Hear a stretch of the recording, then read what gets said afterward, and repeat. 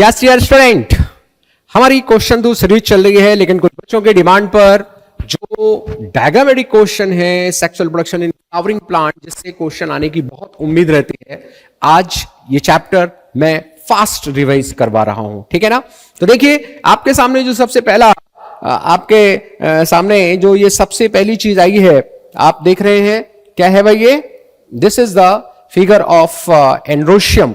And बहुत खास बात क्या है, यहां पे क्वेश्चन आ चुका है कि ये जो पार्ट है इसका एक डिस्टल पार्ट है और एक प्रोक्सिमल पार्ट है। तो प्रोक्सिमल पार्ट किससे अटैच्ड रहता है? ये क्वेश्चन आया है बेटा, पेटल से रहता है और या फिर ये थैलेमस से रहेगा। क्लियर? स्टेमन अगर पेटल से जुड़ा है तो आप जानते हैं कंडीशन को एपिपेटालिस कहा जाता है। दूसरी खास बात, ये यहां पर देख रहे हैं आप, these are the pollen chambers. Yes, microsporangium या पोलन चैम्बर इनिशियली 4 होते हैं, लेकिन बाद में ये कितने रह जाते हैं? 2 रह जाते हैं। तो आइए देखते हैं अगला डायग्राम। देखिए इसमें बहुत इंपॉर्टेंट क्वेश्चंस आते हैं। जैसे सबसे पहले मेम्ब्रेन्स पर क्वेश्चन आता है, जो इसकी कवरिंग है। तो देखो सबसे पहले एपिडर्मिस है, देन एंडोथीशियम है, देन मिडल लेयर है और चौथे नंबर पे टैप्टम है। तो बड़ा इंपॉर्टेंट क्वेश्चन आता है कि आउटर जो 3 लेयर्स हैं वो प्रोटेक्टिव होती हैं, और ये जो इनर लेयर है जिसे हम लोग टैप्टम कहते हैं, ये लेयर कैसी होती है बेटा? तो ये जो लेयर है वो न्यूट्रिटिव होती है। बहुत खास बात है, न्यूट्रिटिव लेयर है और ये प्रोवाइड कराती है न्यूट्रिशन। एंडोथीशियम जो लेयर है इसको हम लोग फाइब्रस लेयर भी कहते हैं, क्योंकि यहां सेलुलोज के बैंड पाए जाते हैं। खास बात यह है कि आप देखिए ये टेट्रास्पोरेंजिएट कंडीशन है, 4 इस तरह से स्पोरेंजियम इसके अंदर पाए जा रहे हैं। लेकिन जब ये मैच्योर होता है तो एट मैच्योरिटी आपको कितने बोलो स्पोर सैक मिलते हैं? तो मैच्योरिटी पर केवल 2 मिलते हैं। सबसे पहले इसमें मिडल लैमेला डिजनरेट होती है या कंज्यूम होती है, उसके बाद टैप्टम कंज्यूम होती है, और जब हम डेहाइसेंस की बात करते हैं उस समय केवल एपिडर्मिस और एंडोथीशियम ही रहती है। एंडोथीशियम बड़ा इंपॉर्टेंट रोल प्ले करती है इसके डेहाइसेंस में। आइए अगले बढ़ते हैं। नेक्स्ट डायग्राम आपको पता ही है, ये पोलन का डायग्राम है ना। पोलन के डिफरेंट शेप्स पाए जाते हैं और इनके अंदर डिफरेंट तरह का इनका स्ट्रक्चर, हालांकि 25 to 50 माइक्रोन का साइज होता है। द वेरी इंपॉर्टेंट क्वेश्चन वो भी बनता है। ध्यान दीजिए, पोलन ग्रेन 4 माइक्रोस्पोर्स है और इनसे जब डेवलपमेंट होगा तो क्या बनता है बेटा?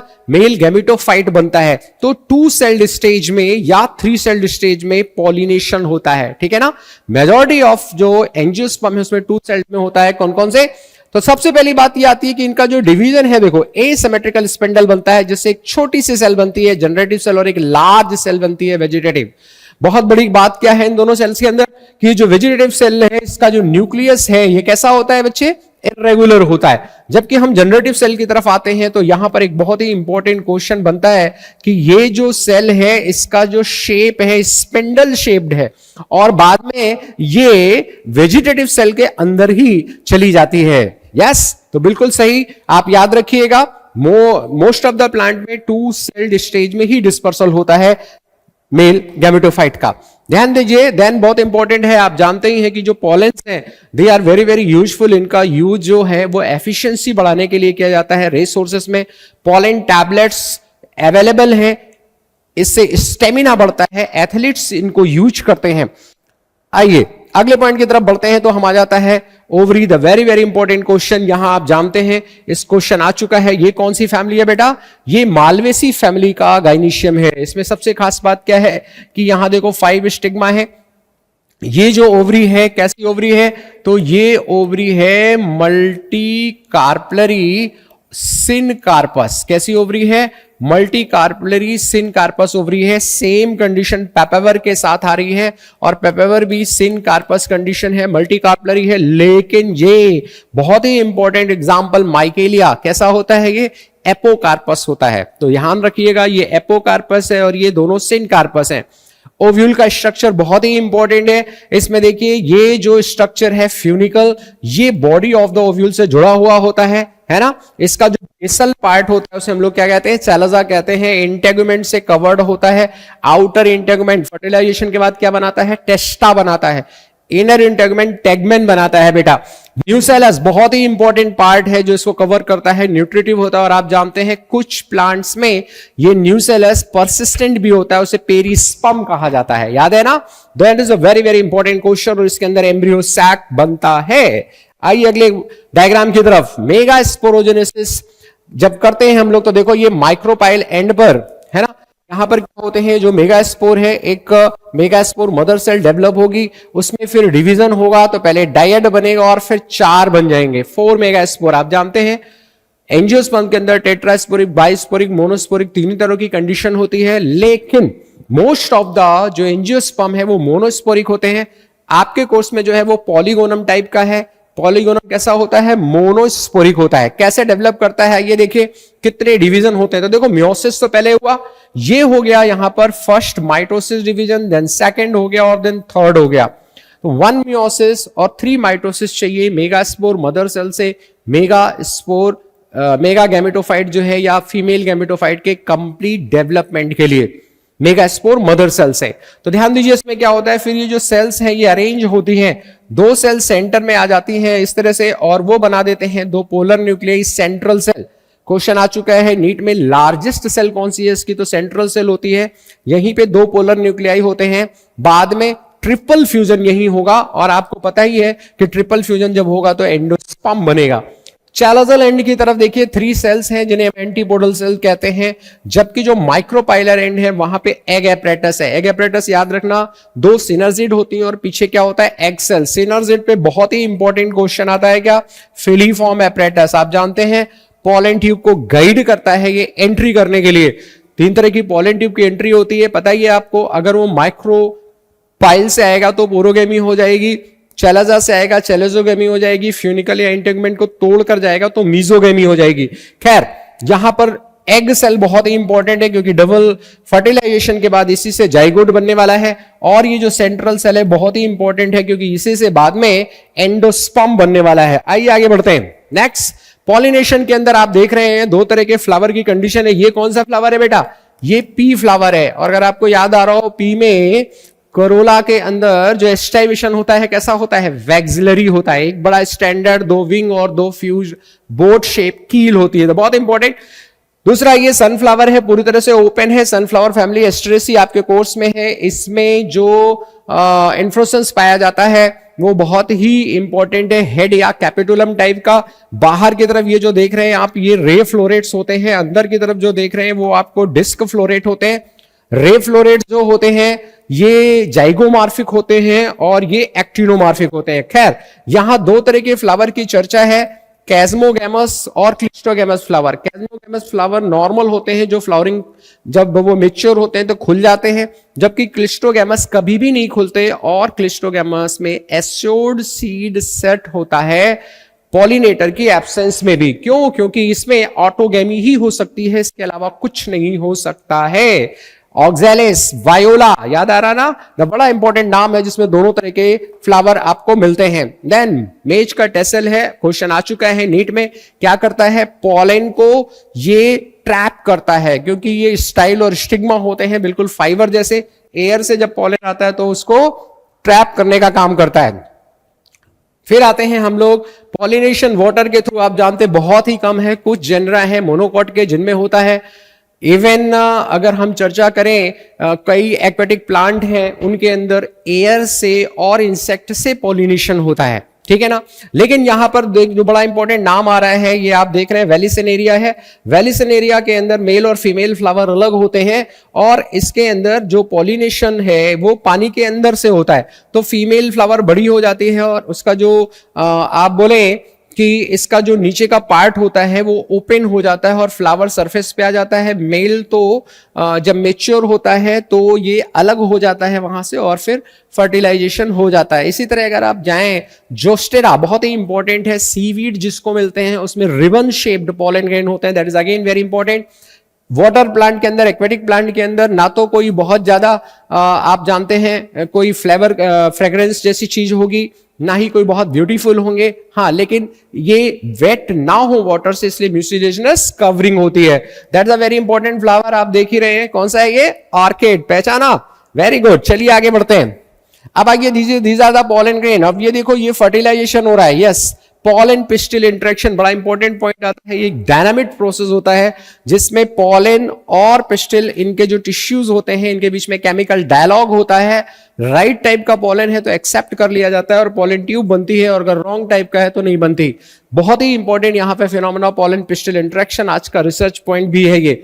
फिर ये देखिए फर्टिलाइजेशन करने के लिए जा रहा है एंड फाइनली ये एंटर कर चुका है। देखो जब ये एंटर करता है तो वन ऑफ द डिजेनरेटिंग सिनर्जिड में जाके पॉलन ट्यूब एंटर करती है, और यहां देखिए ये एक पोलर न्यूक्लियाई है, एक न्यूक्लियस पोलर न्यूक्लियाई की तरफ चला जाएगा और एक न्यूक्लियस एग सेल की तरफ चला जाएगा और फर्टिलाइजेशन करने वाला है। तो लास्ट में देखो कितनी स्टेल्स हो जाएंगे बेटा, 2 मेल गैमेट हो जाएगा और 1 वेजिटेटिव सेल का न्यूक्लियस था वो पॉलन ट्यूब में रहता है।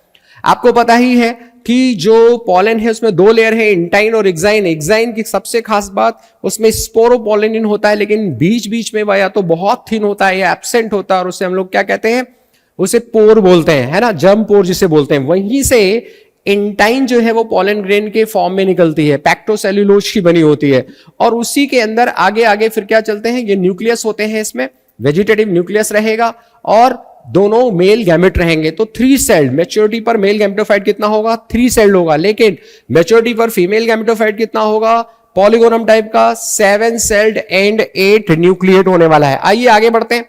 जब फर्टिलाइजेशन हो गया तो देखो ये डिजेनरेट हो गए। ये जो सेकेंडरी सेल थी, सेंटर सेल थी अपनी, उसने प्राइमरी एंडोस्पर्म सेल बना लिया है और इसी सेल से आगे चल के एंडोस्पर्म का फॉर्मेशन हो जाएगा। जबकि ये जो न्यूक्लियस है 3N हो गया है, प्राइमरी एंडोस्पर्म न्यूक्लियस कहलाता है। जाइगोट, यस, डबल फर्टिलाइजेशन में 2 खास बातें होती है। 2 टाइम्स फ्यूजन होता है, 1 मेल गैमेट फ्यूज करता है एग सेल से, जाइगोट बनाता है जिससे एम्ब्रियो बनता है।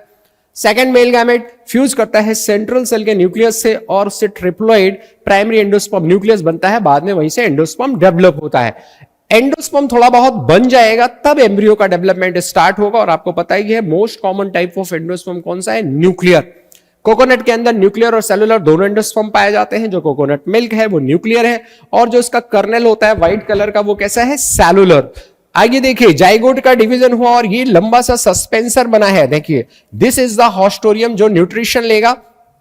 ये ओव्यूल का पार्ट है, तो देखो जाइगोट से पहले ग्लोबुलर बना, फिर हार्ट शेप्ड बना, और फिर ये आप टॉर्पीडो बोलो या मेच्योर बोलो, इस तरह से बन जाता है। डाइकॉट है तो देखिए 2 कॉटिलेडन साफ साफ नजर आ रहे हैं, ये रेडिकल है और ये प्ल्यूम्यूल।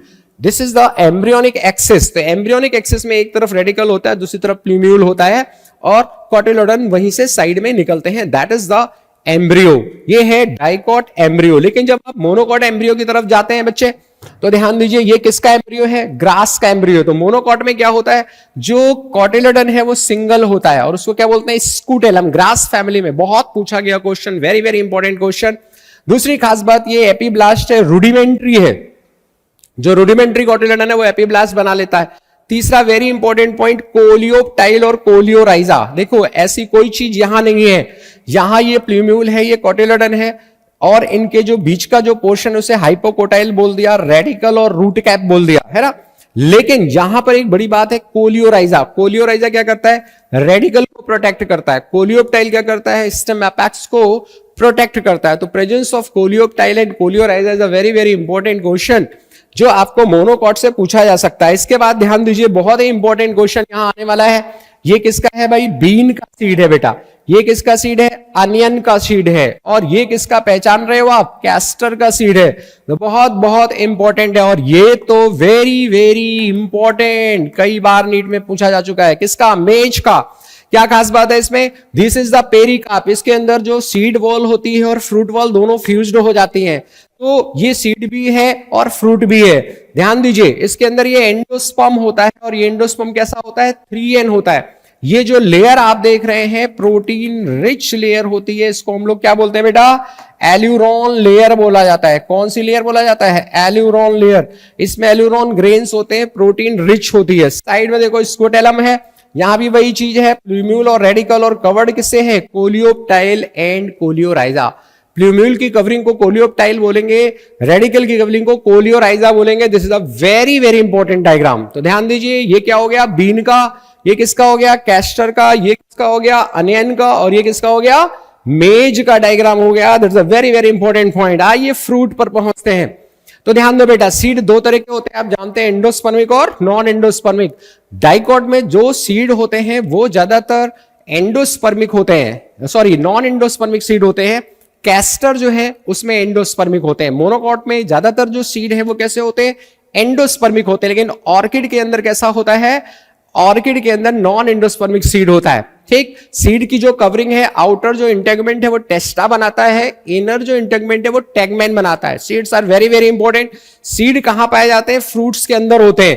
दोनों ही क्वेश्चन बहुत ही इंपॉर्टेंट है, सीधे नीट में आया हुआ क्वेश्चन है ये फ्रूट का। देखिए दिस इज द थैलेमस और ये एकीन है, यानी ये फॉल्स फ्रूट है बेटा। ये वाला भी कैसा फ्रूट है, ये भी फॉल्स फ्रूट है। किसका, एप्पल है ये, और ये स्ट्रॉबेरी है। एप्पल के केस में क्या खाते हैं हम लोग, तो भाई थैलेमस खाते हैं, फ्लैसी थैलेमस खाया जाता है। फॉल्स फ्रूट क्या होते हैं, false fruit are the fruit जिनमें जो एडिबल पोर्शन होता है वो ओवरी के अलावा दूसरे पार्ट होते हैं। क्लियर।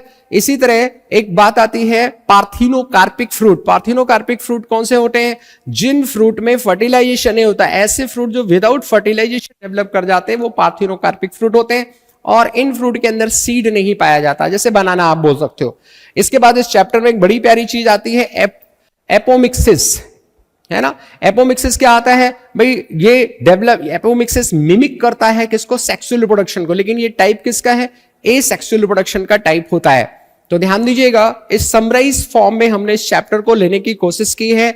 ज्यादातर क्वेश्चन कंपाइल किए हैं, इस वीडियो को देखिए और हमारे साथ बने रहिए इस चैनल पर। 3 तारीख को जब आपका नीट का पेपर होने वाला है 5:30 से बंसल क्लासेस नीट पर हम लोग पेपर का डिस्कशन लेने वाले हैं। यस, फास्ट डिस्कशन रहेगा, बिल्कुल परेशान नहीं हो, बहुत ज्यादा टाइम नहीं रहेगा, क्वेश्चंस के आंसर पर ही मेन फोकस रहेगा। तो ध्यान रखिएगा, 3 तारीख को 3 मई 5:30 बंसल क्लासेस नीट चैनल पर पेपर, जो आपका नीट का पेपर होगा उसका लाइव डिस्कशन हम लोग करने वाले हैं। तो बने रहिए चैनल पर, सब्सक्राइब करिए, लाइक करिए और शेयर करिए अपने फ्रेंड्स को, ताकि सभी लोग इसे एंजॉय कर सके। Okay, all the best.